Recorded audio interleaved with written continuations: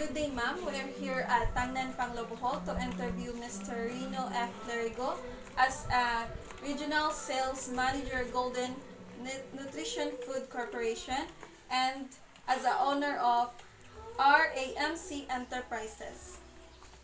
So, maadjong adlaw sir. So, naami karon sa matubangan para mag-interview nimo about sa among business finance nga task. So, ready na ka sir? Yes. So, our first question is, what are your roles and responsibilities in the organization? Okay. So before I joined the Department of Education, I used to work with several companies, and one of these company is Golden Nutritious Foods Corporation. So basically, before I exited the last position that I held with my stint with Golden Nutritious Foods Corporation, I used to manage 6 area sales manager. These areas include Davao City and General Santos City, Northern Mindanao, composed of Cagayan, and the Caraga region, including Pagadian, Dipolog, and Uzamis areas. Then in the Visayas, I have 3 area sales manager, one in Cebu, one in Leyte, and another one covering the areas of Negros and Iloilo. So the task involved sales management. So when we talk about sales management, the key areas include hitting the sales budget per area, because as the regional sales manager, I have to ensure that the sales budget per area is hit, and at the same time, I have to ensure that the expenses, the marketing expenses, trade expenses do not exceed with the agreed amount, so that the company will not experience losses. So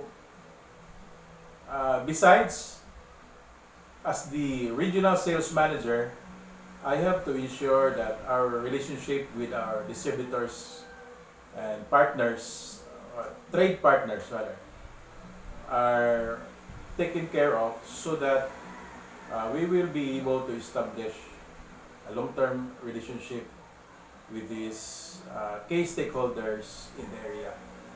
Right. Number 2. Okay sir, next question is, why capital budgeting decisions are more important? Very obvious, no? Like in your own household, your needs are unlimited, and your resources, like any other people, are limited. So this is an analogy which is applicable to the corporate life. So if your company is rich enough, you can afford to spend a lot, then your company will not be requiring a finance officer. But the reality is, all companies, no, experience scarcity in their resources. That's why it is very important that capital budgeting and decision making are in place now to ensure that whatever expenses that the company is going to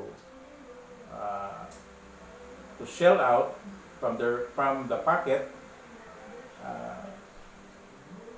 it will always turn out to bring profit, in terms of sales revenue generation.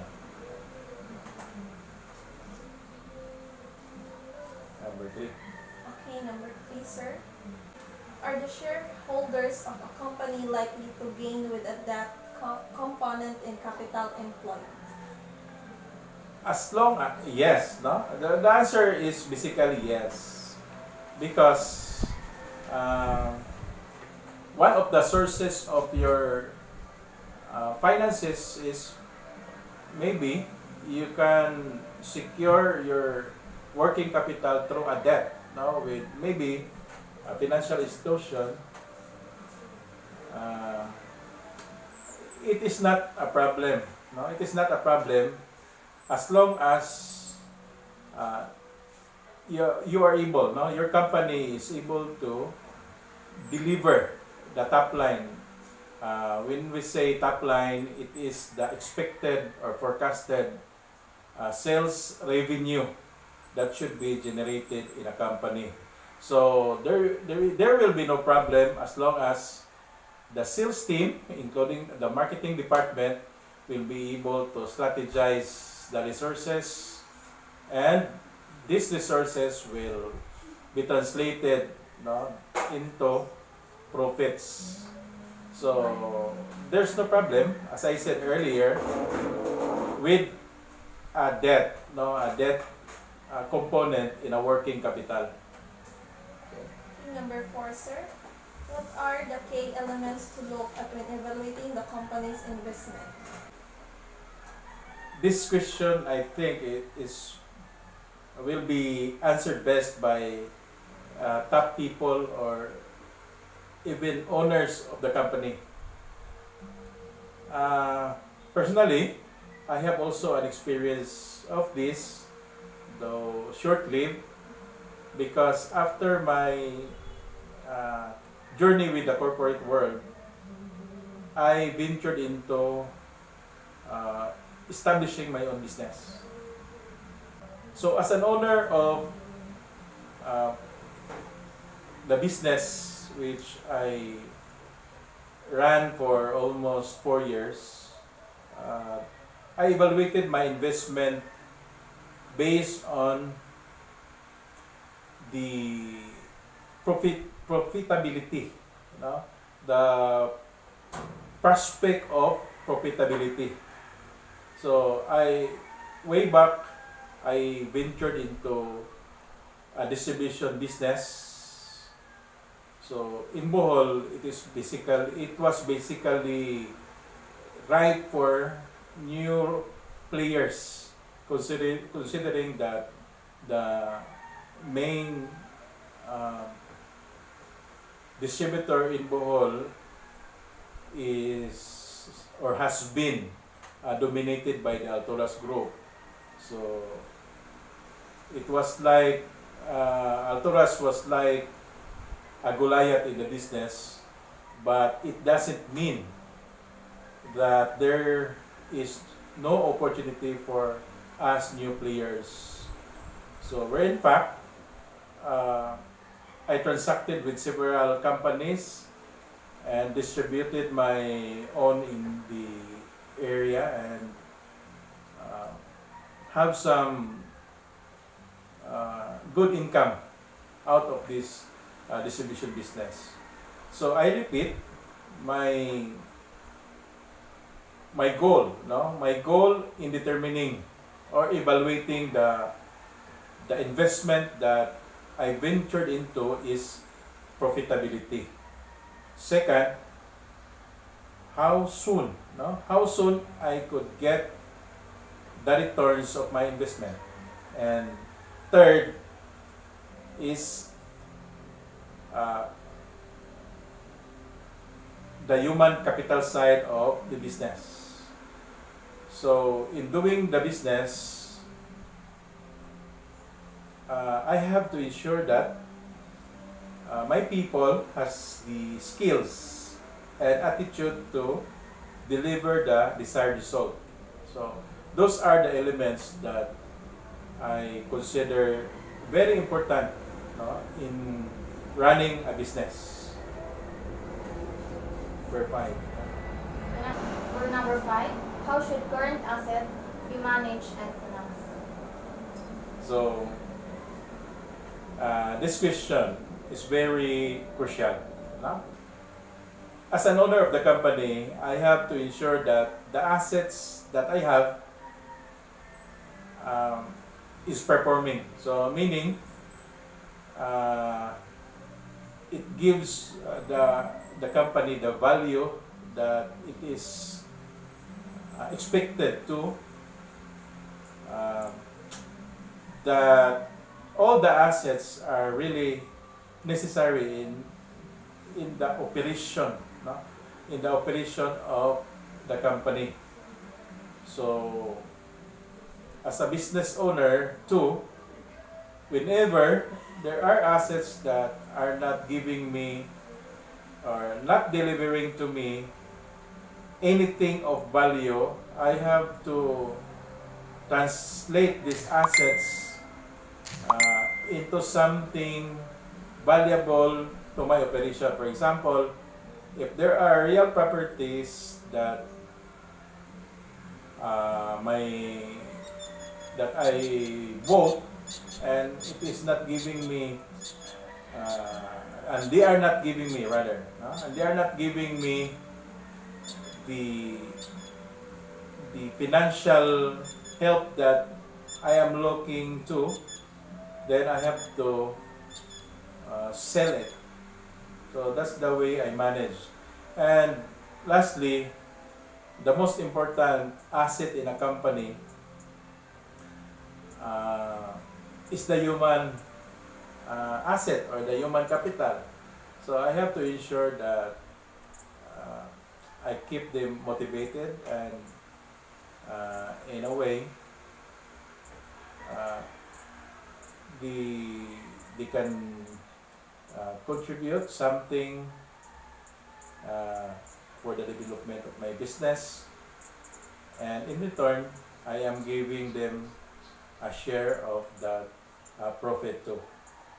So it is a personal principle, but there's no point of, personally, there is no point of doing business when you are depriving your people with what they are entitled to. And for the last question, sir, in your experience, what are the key challenges that companies commonly face when trying to establish sound financial management principles? So this is a very important question, no? As it deals with the liquidity of the company. So basically, when I ventured into the distribution business here in Bohol, crucial to our operation is the cash flow.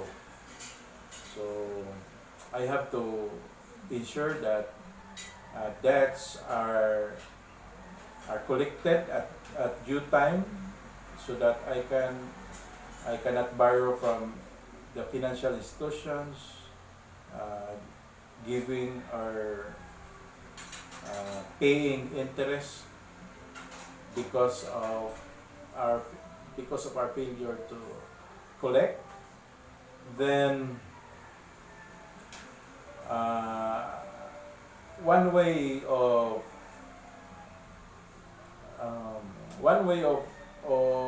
one of the challenges also is how I could, in a way, manage the inventories, the inventories of my distribution company. So I have to set parameters wherein I can have an exact data what I should have to order, or what are the things that I have to replenish, and at the same time